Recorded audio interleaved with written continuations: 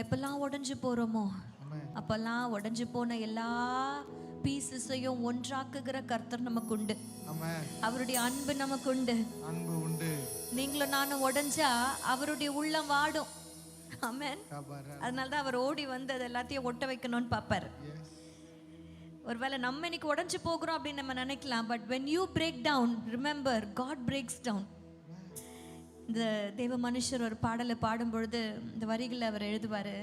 உம் கண்கள் என்னை தேடும், நான் உடைந்தால் உம் உள்ளம் வாடும், உம் கிருபையும் உம் வார்த்தையும் எந்தன் வாழ்வை தாங்கும், உம் கிருபையும் உம் வார்த்தையும் எந்தன் வாழ்வை தாங்கும்.